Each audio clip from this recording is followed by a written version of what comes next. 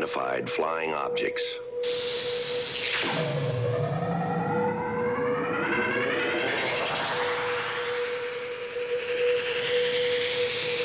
Are they proof that we are being visited by civilizations from other stars? Or just what are they?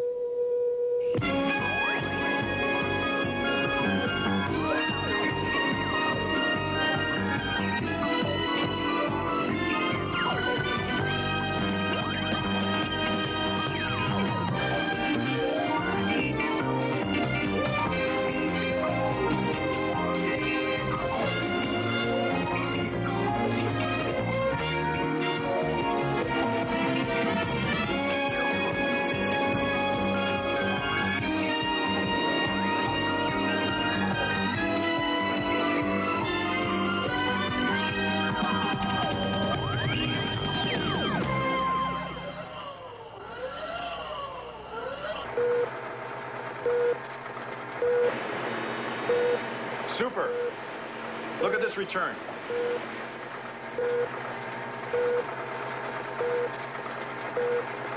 Look out your moving target indicator. Who the heck is that? I show no traffic. Man, that is a big target. Barely moving.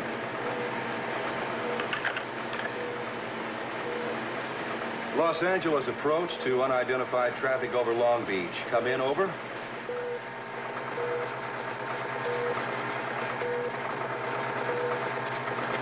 I'll see if AFR can give us flight level on that. Wait a minute. It's gone, Super. Went right off the scope in the vicinity of the Whitman Tower.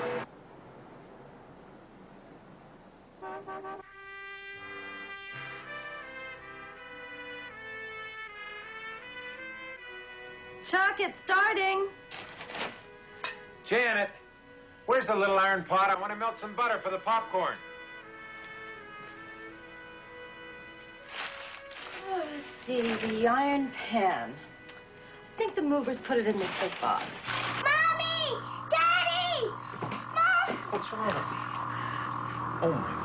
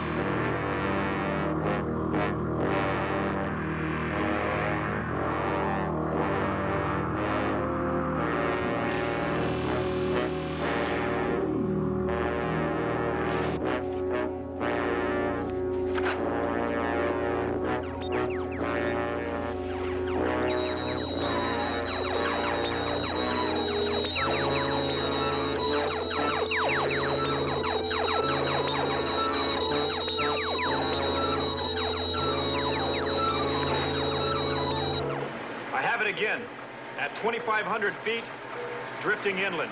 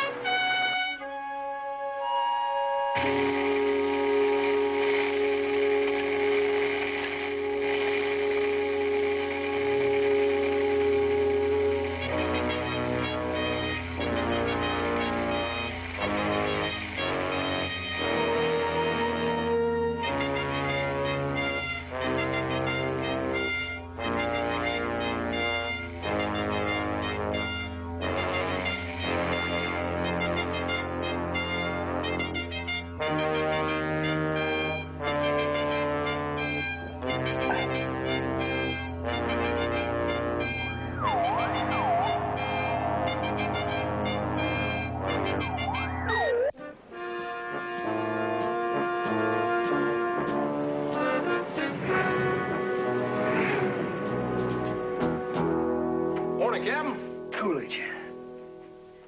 Roosevelt. Truman. Eisenhower. Kennedy. Johnson. Having you exercising your stomach or your memory? Can't stand the counting. It's boring. Nixon. Ford. Carter. I was going to use the names of the beautiful women I've dated, but... But you can't do 300 repetitions. 200. Harry, I'm in pain. At least let me do my own punchlines. Well, I know this is going to hurt you, Captain, but your workout's going to have to wait till we get back from California. Bless you. We had a sighting in Los Angeles last night. 3 separate cases of Mr. Emerson Keyes and Mr. H. Rassoon. It was a weekend in L.A. too, Harry. Too much party, maybe? The third witness was an air traffic controller at Los Angeles International Airport.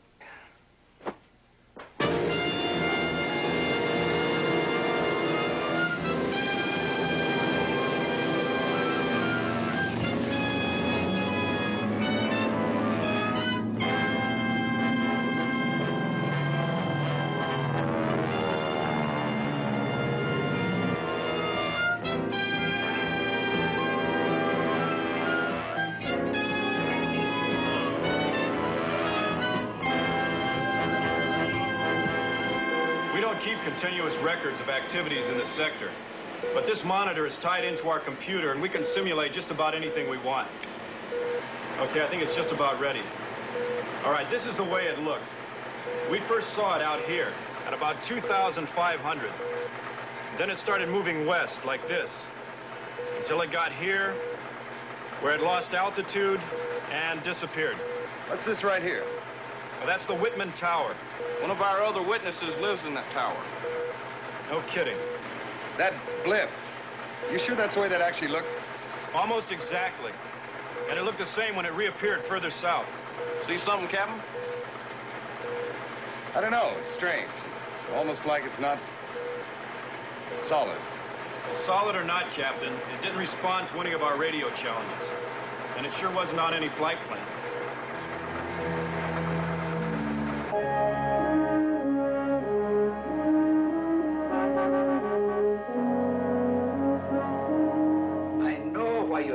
Mr. Murphy, but believe me, I have privileged information on this subject. Please buy it.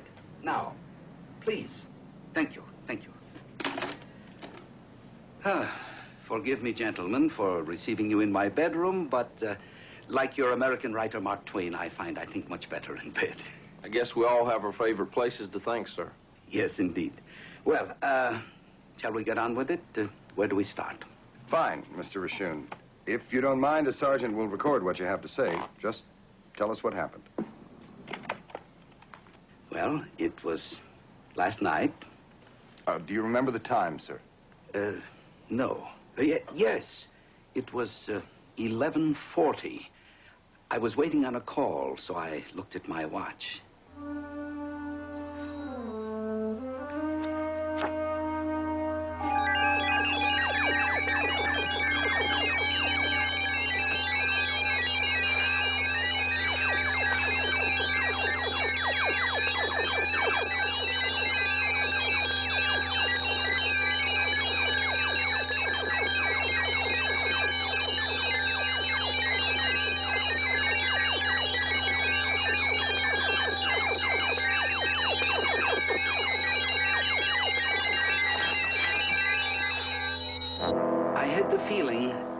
Coming from the other side of the building. Now, I am very curious about strange phenomena, gentlemen. I just had to get a better look. My neighbor, Mr. Ryerson, opened the door.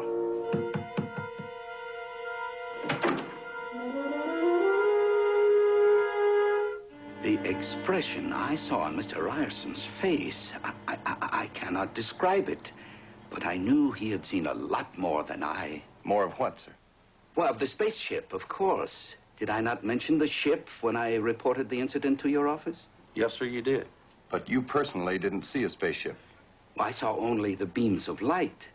But they saw a great deal more.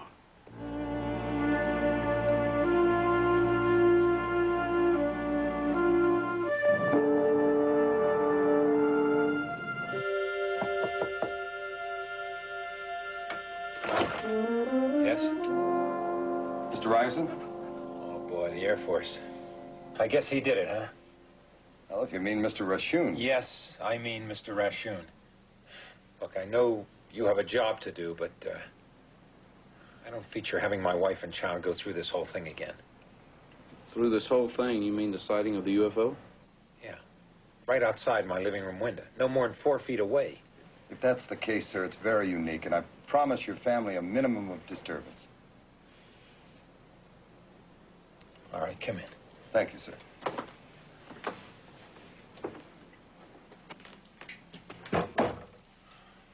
I'll take your hats. Thank you. Thanks.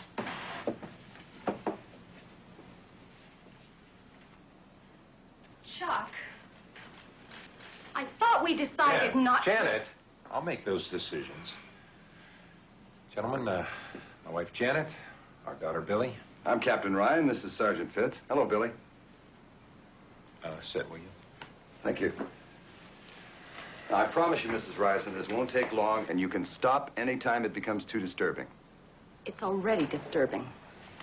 Would you mind, Mrs. Ryerson, if the sergeant took your testimony in another room? Oh, sure. Split us up, get 2 different stories, just like cops on TV. Jan. You know, it's starting already, Chuck. Honey, for crying out loud, they have procedures to follow. It's no problem, folks. We can talk to you in a group if you like.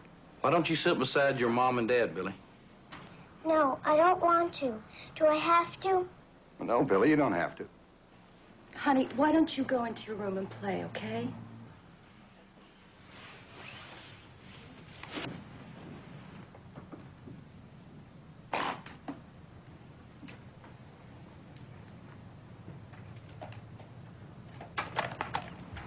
Why don't you start at the beginning, Mr. Ryerson? Well, it was late last night. I was in the dining room making popcorn. We just moved in a couple of days ago, so Jan was helping me find a pan to melt butter.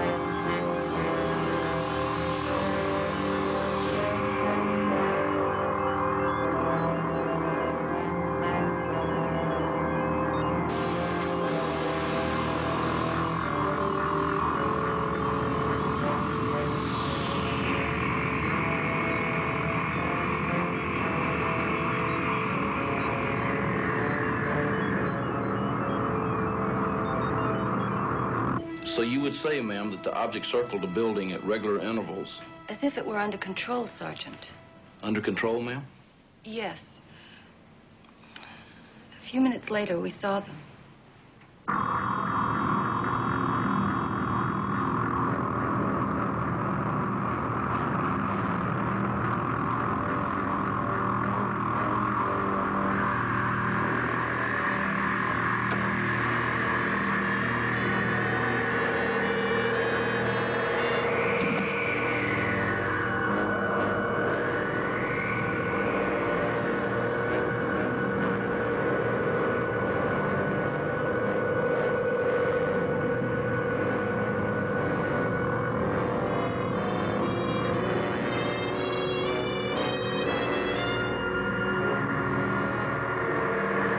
Is it from outer space, Daddy?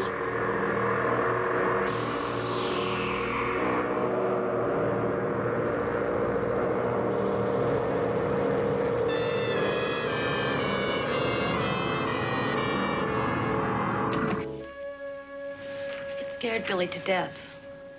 I don't want her involved. I understand. We'll get back to you as fast as we can. I'll get your hats.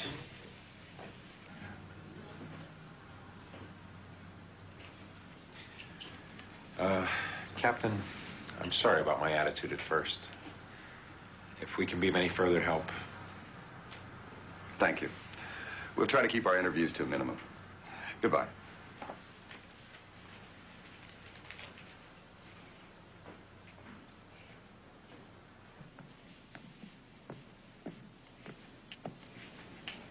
What do you make of the Ryerson story, Captain?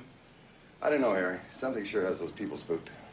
City of 6 million people and only 3 saw anything. And that's because they live above the fog level. That's one for the books.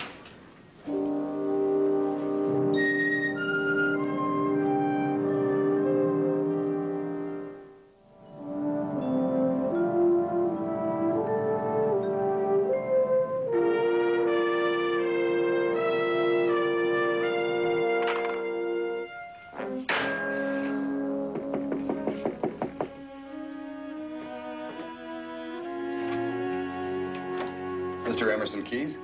Naturally. I'm Captain Ben Ryan. This is Sergeant Harry. Oh, yes. Come in, come in. I'll wager I know why you've come. And I must say the Army is certainly prompt with its inquiries. Air Force, sir. Army, Air Force, Navy, it's all pretty much the same, isn't it? Not during football season. I ignore sports. But regardless, I'm happy to meet you. Won't you sit down? Thank you. When I called my old friend Captain Harding at LAPD, I had no idea it was going to generate a formal inquiry. Have you told anyone else about your sighting, sir? Yes, I just finished talking with some adolescent at the Daily Journal. I lost my temper. You'd think a story like mine would be worth gold to them, but no. Excuse me, sir, but you called a newspaper to give your account of the sighting? Yes, of course. Why? Well, most people are a little hesitant to tell the general public about spotting a UFO. Captain, I was a publisher of experimental fiction and poetry for 40 years. I have ceased to care what the general public thinks of me. Sir, we'd like to hear about your account of the sighting in your own words. The sergeant will record it if you don't mind. Very well.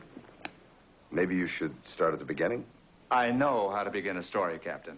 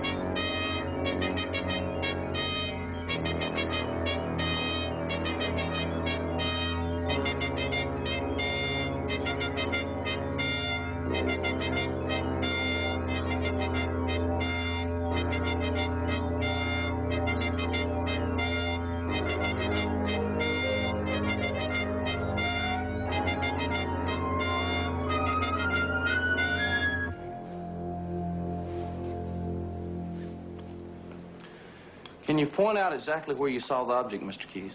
Certainly. Right there.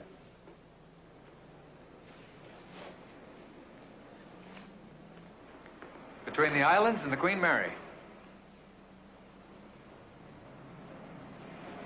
225. How far out in the water, sir? Well, that's difficult to say. Beyond the islands, certainly. Sure is a fine view, Mr. Keyes. I bet those apartments in the bay aren't cheap. Those are not apartments, Sergeant. Those are oil wells. They built those frames around them to cover the derricks. Mr. Keyes, I notice you have a videotape recorder. Did you tape the show last night by any chance? Yes, I did. I like to keep a permanent record of the better shows. I'm afraid that's mostly static, though. Well, could we borrow the tape for a couple of days? Yes, of course. Thank you. Sergeant, you finished? Yes, sir. You are? Mr. Keyes, thank you again for your cooperation. And the tape. By the way, the television. Is that cable or antenna? It's cable. Thank you. 1 minute. Can you tell me what I saw? At the moment, it's unknown. I told you earlier that I don't care anymore what the general public thinks of me. But I do cherish the public's right to know. I have connections in the media, gentlemen. Don't try to cover this up. Mr. Keyes, you'll have every opportunity to judge our findings for yourself. Goodbye, sir. Good day.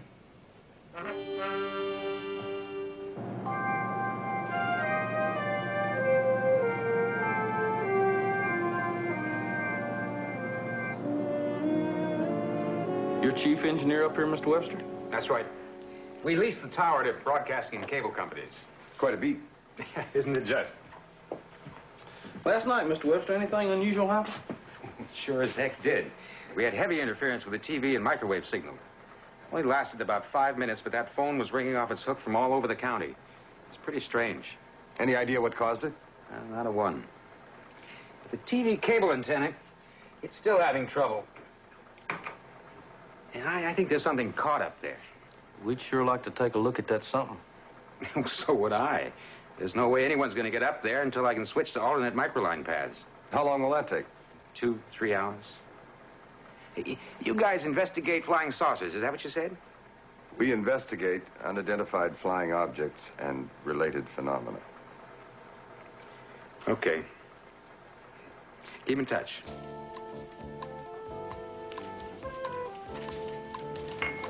Here we are. Ryerson should be down in any minute. Yeah, I hope you're in a better mood. Good morning. Good morning. Hi. Morning. You picked a good spot, Captain. It's certainly very convenient for us. Good. Well, we wanted you to come down and meet us to get your reaction to some new evidence we've found. And you have found something. Found out there'd been many complaints of broadcast interference at the time the UFO was circling your building. There was definitely interference at the time you said the UFO appeared. However, though it confirms the time of the sighting, there was no pattern to the disturbances. It was just random static. I don't understand. What the captain is saying, ma'am, is that the UFO could not have circled your building at a constant speed, as you claim. It's a small point, but it's our first evidence of any significance. But it did. It went around like a record player. Gentlemen, let me tell you something. Television waves can be kind of fluky. Blind spots, shadows. We're going to stick by our testimony. We try to conduct our investigations with an open mind. They're not designed to prove you wrong. We understand that, Captain. May I ask your line of work, Mr. Ryerson? Electronics, microcircuitry. He's being modest. Chuck developed a new process for doping semiconductors to make microcircuits. An absolute breakthrough. Speaking of which, gentlemen, if you'll excuse us, we have a luncheon to attend. I'm sorry, Captain, if we were a bit hostile when we first met. If you have any more results that you want to run by us, just give us a call. Thank you. Bye-bye. Good day. Bye. Nice folks. This time, it's like they're completely different people. They're open, friendly, and willing to help. It's quite a contrast with our first meeting. The only similarity was that business with the hands. You noticed that, too. Maybe it was just a shock wearing off. Maybe. But he was right about the TV flukes. That doesn't knock their story down absolutely. And the time frame fits together pretty neatly. Yes, sir. 11:39 p.m. LAX radar tracks the UFO near the Whitman Tower. Loses it at 11:41. That's just the time the Ryersons and Mr. Rashun see something buzzing the top of the building. TV interference between 11:41 and 11:44. That stops when it comes down the side of the building to visit the Ryersons. They see it for another 5 until 11:49. When radar picks it up again moving south. Tracks it out over the ocean, then loses it at 11:58. Just about the time Mr. Keyes sees it beyond the Long Beach harbor. But radar doesn't pick it up the third time. When Keyes said it blasted off straight up. Well, if it was climbing as fast as Keyes said, radar might have missed it. I bet I know what you're looking for. Here it is. Emerson Keyes, noted publisher. Harry, listen to this. In a possibly related incident, patrons at Frankie's Waterfront, a tavern in Portugal Village in San Pedro, reported conversations with a man who claimed to have seen a similar craft over the ocean at the same time. They were unable to provide the man's name.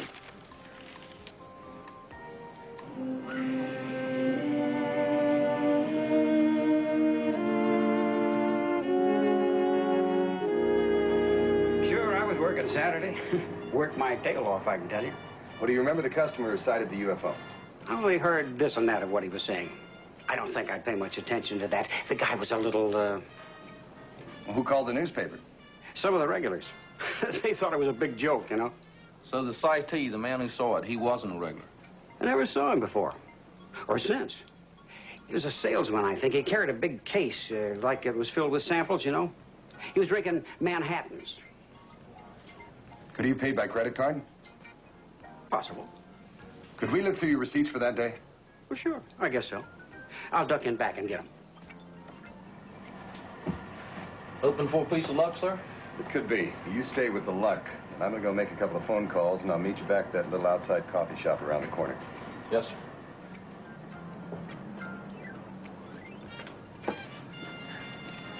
There you go, Sarge. Sorry I couldn't be more help. That's okay. Now, let me ask you, what does a Manhattan run around here? $1.50. And seems like I remember him buying around once. So what I'm looking for is a receipt with a bunch of 150s and one big round.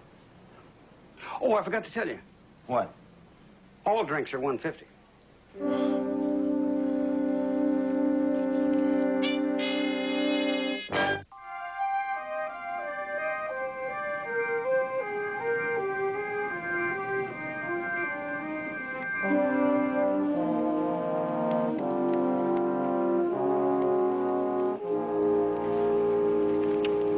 Captain Ryan, meet Mr. Silas Cobb. Mr. Cobb? Captain. Mr. Cobb's our mysterious salesman who saw the UFO. Oh, I sure as heck did. Harry, you're a magician. No, sir, I just got lucky. Got Mr. Cobb's name off a sales slip, took a chance and called his home in St. Louis. Fortunately, he called his wife last night and told her he saw a UFO. And Lucy gave the sergeant my hotel address here in the city. Double lucky, really. You know, I was due to fly out tonight. You bet it was. Mr. Cobb, you ready to take that walk? You bet.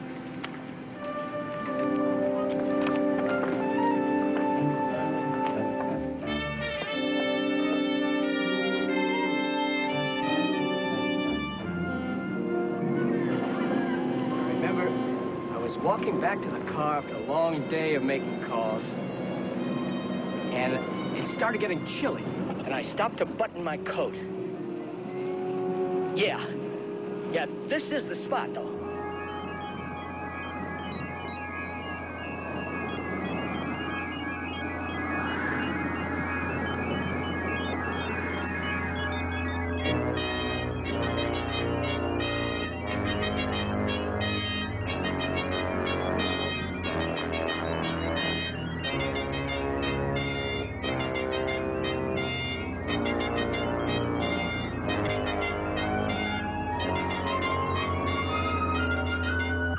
That's pretty consistent, right, Sergeant? Yes, sir. You mean someone else saw it? We have a witness in Long Beach who told exactly the same story. Now, you say you sighted it between the lighthouse and the buoy. Right. That should give us a pretty good LOP. That's line of position, Mr. Cobb. We have a compass reading from another witness, and now with yours, we can triangulate and get a pretty good fix on the position of the UFO. Reads out at 188 degrees, sir.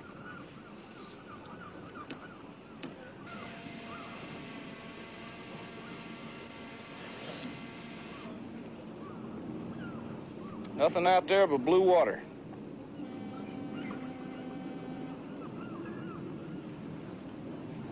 Let's get a recent history on that patch of blue water, Sergeant.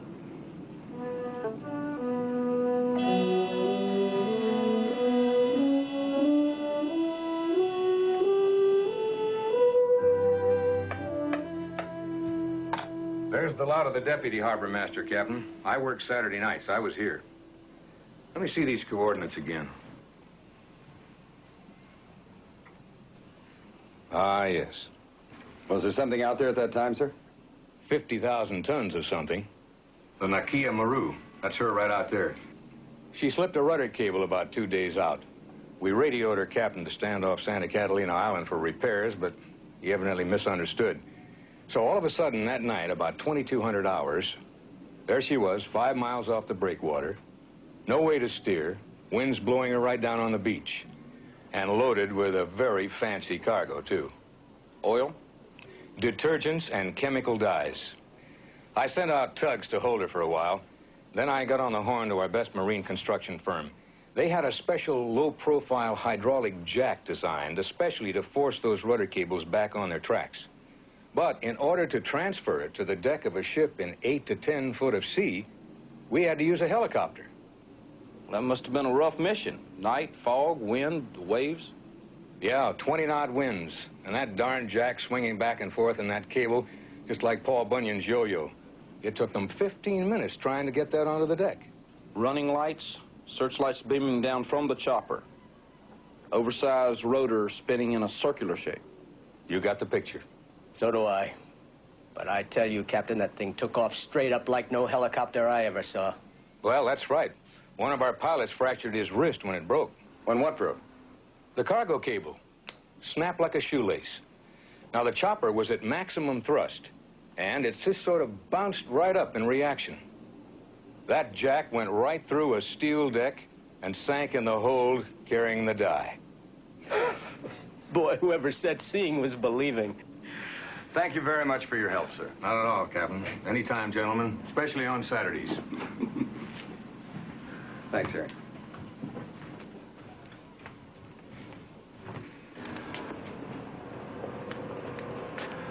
Now, are you satisfied, Mr. Cobb, that that explanation fits what you saw? Well, I'm convinced that is what I saw, Captain. The more I think about it, the more sense it makes. Sorry I couldn't come up with something more exotic. Oh, that's okay. We've still got an exotic file open. Thank you very much again for your time and your help, sir. You bet. So long, Sergeant. Goodbye, sir. Captain, what you said about an exotic file still open. You think we're looking at two separate incidents, then? Oh, it's got to be, Harry. That radar blip was 10 times the size a cargo chopper would cause. And no pilot in his right mind is going to fly 10 miles off course in a 20-knot wind, carrying a 1,000-pound cargo on a sling to play tag with a skyscraper. No, sir. Our problem is that we assumed it was one object from the beginning. I think it's time we talk to Mr. Webster again.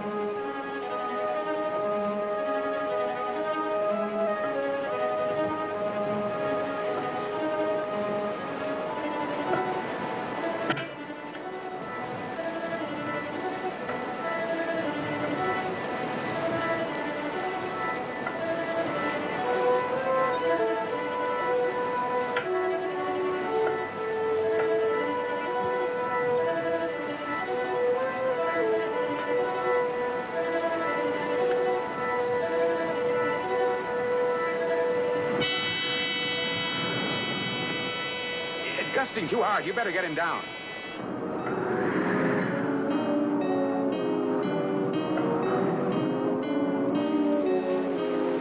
Come on down, Harry! Too much wind! I'm too close to quit. That's an order, Sergeant! Come down! I can't hear you, sir! Harry!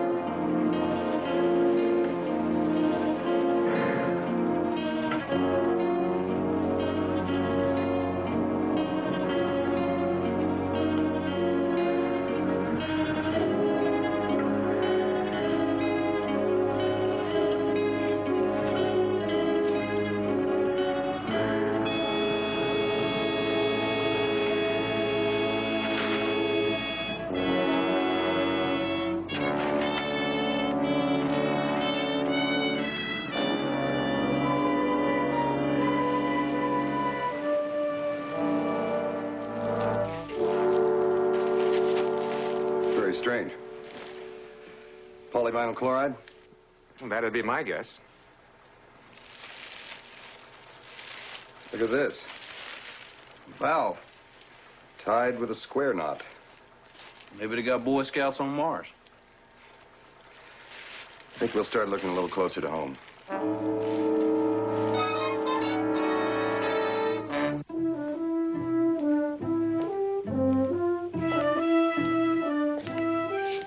Anybody here? Yes? Oh, sir, we're looking for the manager of Steiner Enterprises.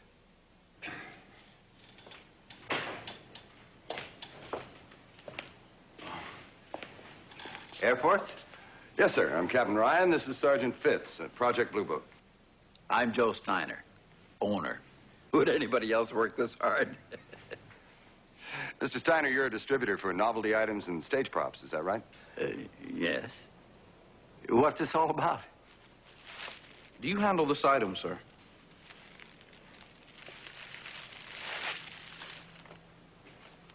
Yeah.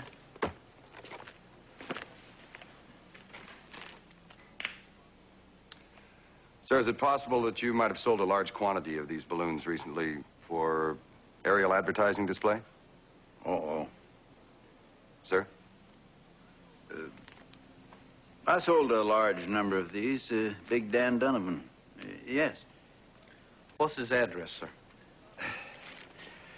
You're not from around here, are you, Sergeant? No, sir. Big Dan Donovan is one of the largest used car dealers in Los Angeles. And that means the world. He's always got some gimmick for bringing in the people. The latest one I dreamed up was to take a bunch of these big silver balloons, tie them together with some silver tape, forming a large floating automobile shape up over the lot. It was a great idea for a silver anniversary. It was too great an idea. Dan had to have it yesterday. The time he picked for my staff to put it together, the wind just wouldn't quit. If only he could have waited another day. But he had to have it over the weekend. The wind began to kick up hard. No time at all. The thing was a giant mess.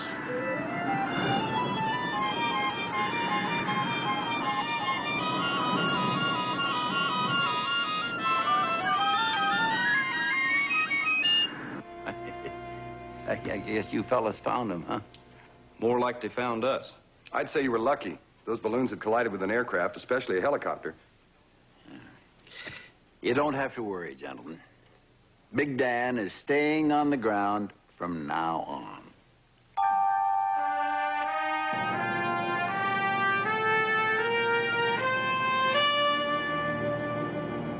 Yes, sir. Well, I thought we cleared that up, but, well, I'll check on it. Bye.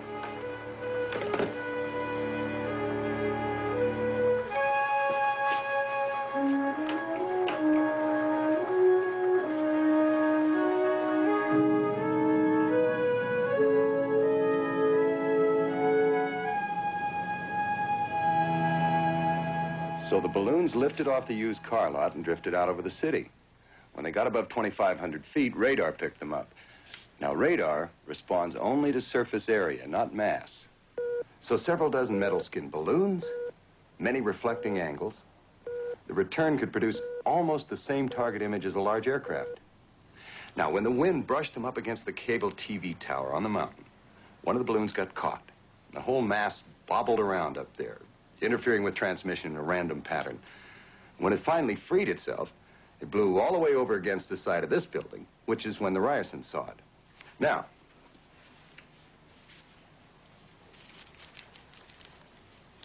metal surface tape. Long strands of this were blowing out from the top of the building at the same time. They picked up the flashes of red light from the aircraft hazard beacons. That light, reflected from the strips of tape, is what caused your beams of light. And the whole incident was concealed from a city of 6 million people by the fog that night. You two gentlemen have certainly done your homework. I'm convinced. However, there still is one other matter. Yes, sir. If the UFO was a mass of balloons, why did the Ryersons report seeing a spacecraft? Exactly, Sergeant.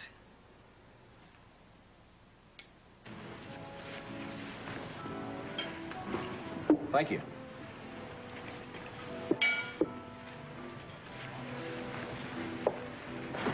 Thanks. I explained things to Keyes. Our appointment with the Ryersons is at 2. Yes, sir, in about 40 minutes. You know, Harry, something I noticed in their apartment. For the life of me.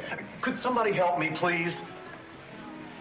It's my wife. She won't move. She won't say anything to me. She's frozen. She's scared. Get her away from the window. Well, I've tried. I can't move her hands. Harry, cover her eyes. Man, she sure got a hold of this thing.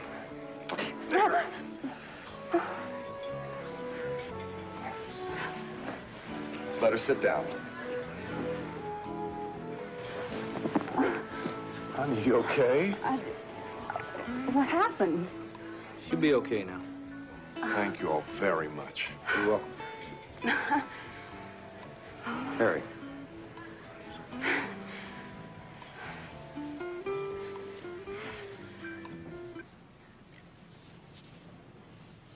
Mr. and Mrs. Ryerson, I believe we have some idea what happened on Saturday night.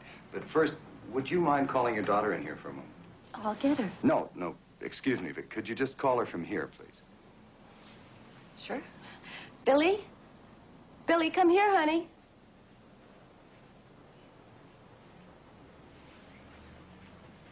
Finger still stiff, Mr. Ryerson?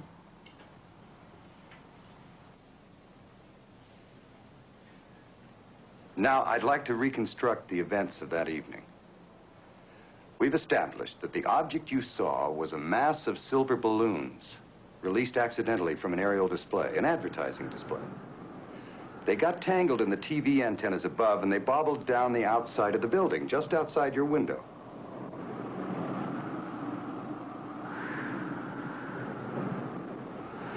Now, your account of the sighting differs from the known facts in a number of ways, such as the size of the balloons. But the most important departure, of course, is the alien beings you saw. We also believe you saw them. But we think what you saw were hallucinations.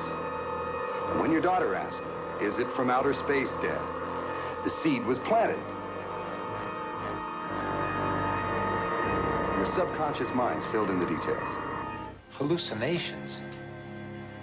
Captain, I don't like what you're implying, that my whole family are a bunch of loonies. Not at all, sir. But I called an Air Force psychologist just before coming up here. He agrees. What happened to you is perfectly natural. What? What happened to us? Acrophobia. The fear of heights. Now, you've only recently moved into the tower, and it takes some people time to adjust to living at this altitude. Have you noticed how Billy clings to the inner walls of the apartment? The phobia is strongest near the windows. Now, you were standing near them to see the balloons, and that triggered the hallucinations.